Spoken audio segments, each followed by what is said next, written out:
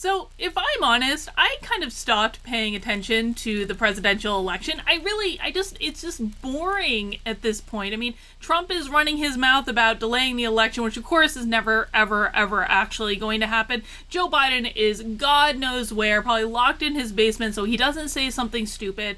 We don't even know if the debates are really going to happen. I really hope they do. I think they'd be entertaining as all hell. But we actually don't really know if they're going to go through with them. They aren't really doing these spectacle conventions. There's really nothing left to look forward to before Election Day besides figuring out who Joe Biden is going to pick as his vice presidential candidate. Because, let's be honest, whoever the VP candidate is actually the person running for president. You know that's the case. And I had kind of thought for a while that it was going to probably be Kamala Harris. I thought that Stacey Abrams was always like this outside choice, but I think she just came on too strong. You know what Stacey Abrams did? She came on like that person that after you go on the first date and they start calling you and texting you like all the time because they're really interested, and you're like, whoa, whoa, whoa, you're coming on like way too hot and heavy. You're freaking me out. You're going to turn into a stalker. That was basically Stacey Abrams. I mean, I think it's obviously going to be a woman of color. I don't think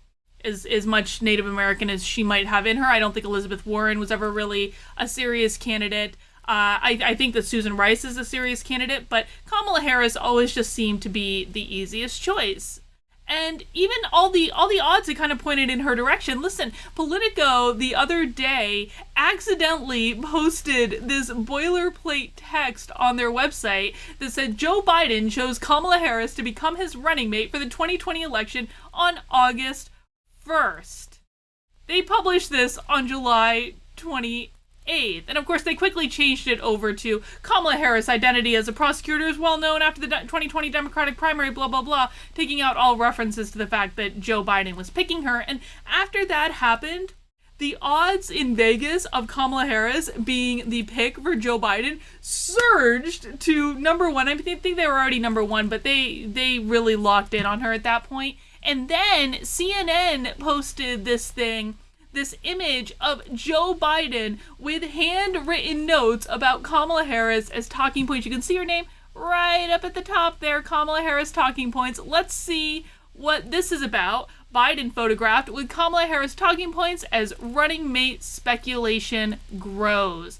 Presumptive Democratic nominee Joe Biden on Tuesday was photographed holding handwritten notes with Senator Kamala Harris's name at the top, along with a set of talking points about her, fueling fresh speculation about the California Democrats standing as the vice presidential running mate. The note, which was photographed in a speech in Wilmington, Delaware, features Harris's name followed by 5 talking points. Don't hold grudges, obviously. Campaigned with me and Jill, talented, great help to the campaign, great respect to her. So they basically caught him kind of red-handed. And so I had seen these two things over the last couple days, and I had just assumed at this point Kamala Harris was probably going to be a lock for this election. And then I saw this story pop up.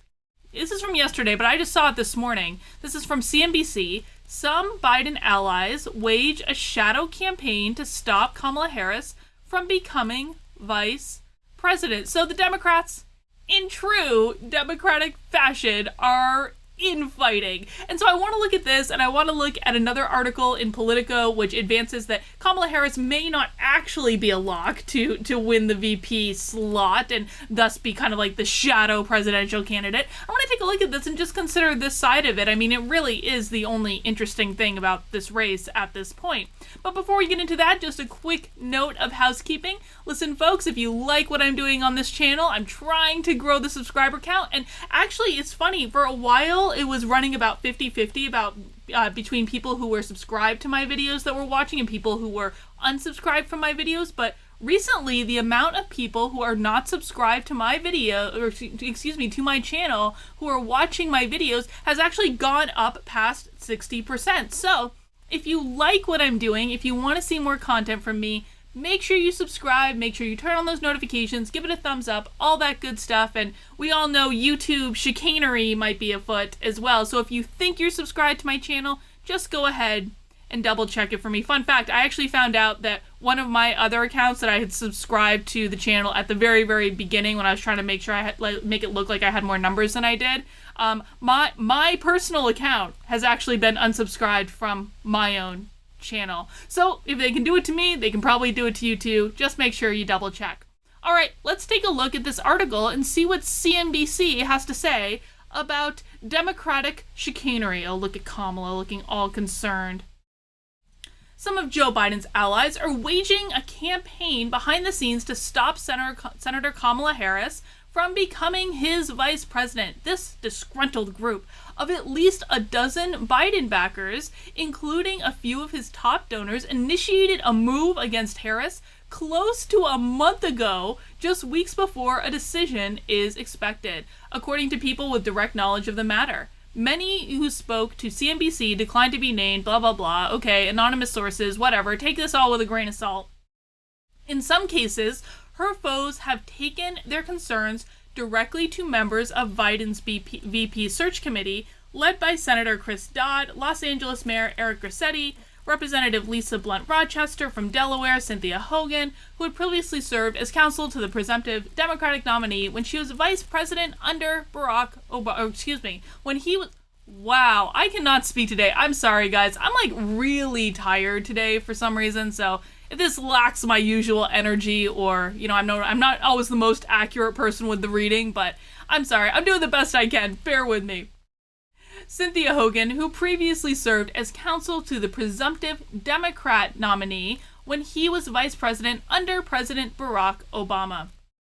Although none of these actions signify that Biden will drop Harris from the list, the movement gives a glimpse into the efforts being waged to derail her candidacy. Some remain bitter about her attacks on Biden during the primary debates last year, saying she was bringing into question her loyalty to the former vice president. It's a debate. Like, what is the point of a debate if you're not going to attack people? I'm not defending Kamala Harris in any way, shape, or form, but listen, if you're going to run for president in a really, really, really crowded field and you hold, to Joe Biden's talking points, right? What was his number one talking point? Do not hold grudges.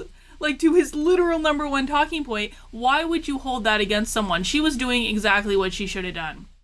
Others argue that she's too ambitious and will be solely focused on becoming president herself. Let's just be honest here for a second. Whoever Joe Biden picks as his vice president is going to be focused on becoming president themselves, because Joe Biden, if he were to win the election, and I still think that Donald Trump is absolutely going to win the election, it's going to be like 2016 all over again, but whoever in the fantasy alternate reality where Joe Biden wins the election, he's not going to last more than a year in that job, please.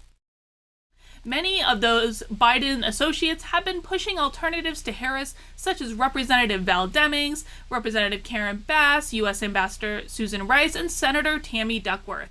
I actually think that Tammy Duckworth would be a really interesting candidate, because she's a veteran and I have a lot of respect for her service, but also she's been really, like, you can tell that Tammy Duckworth has been like campaigning lately. All of a sudden, out of nowhere, like, Tammy Duckworth was quiet for years and all of a sudden she was like everywhere and being like an uppity bee on TV about all sorts of things. Like, she's absolutely campaigning for that role, and I think that would actually be, Tammy Duckworth, it would be an interesting choice. A group of donors tried similar tactics earlier this year against Senator Elizabeth Warren, who said openly she would accept the offer to be Biden's vice president. Representatives for Biden and Harris did not respond to requests for comments. So I saw this story and I just thought that was kind of interesting. It was just not something that I expected to see out there. And so I started searching around for other articles about Kamala Harris.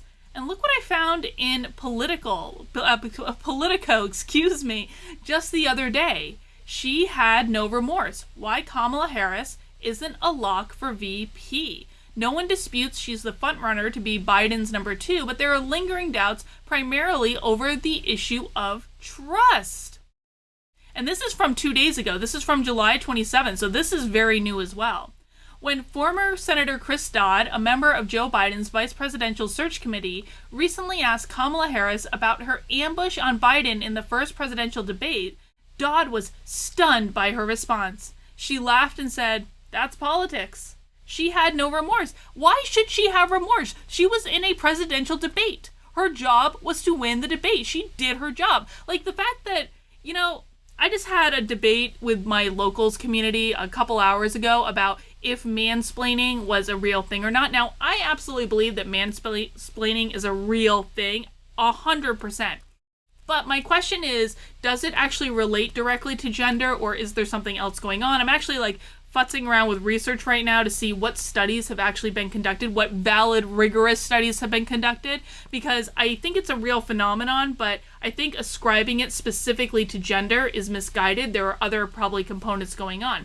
I bring this up because for Chris Dodd to feign that he doesn't understand that it was a presidential debate and that she did exactly what she should have done, and expecting the poor woman to have remorse, whatever, Chris Dodd can go F himself. And again, I'm not a Kamala Harris fangirl at all. I was never actually really a fan of hers in the presidential contest, but that stuff like this just really, it irks me. It does.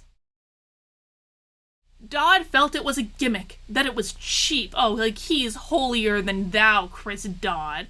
The person added that Dodd's concerns about Harris were so deep that he'd helped elevate California Rep. Karen Bass during the vetting process, urging Biden to pick her because she's a loyal number 2. Don't they rag on Trump all the time for expecting unequivocal loyalty? And now they're literally doing exactly the same thing, because these people have no values and will always find ways to eat themselves. And that's what Biden really wants. Through an aide, Dodd declined to comment. Advisors to Harris also declined to comment. Harris, a California senator, blah, blah, blah, blah, blah. More than a year later, despite a campaign that didn't even make it to the first nominating contest, Harris still appears to be in pole positions. Interviews with more than 4 dozen elected officials, strategists, former Biden advisors, blah, blah, say they think Harris is the closest Biden has to a do no harm option. Kamala Harris can do plenty of harm. Kamala Harris is not a good debater. I don't find her to be, okay, I'm gonna lose my woman card for saying this. I don't find her to be very likable.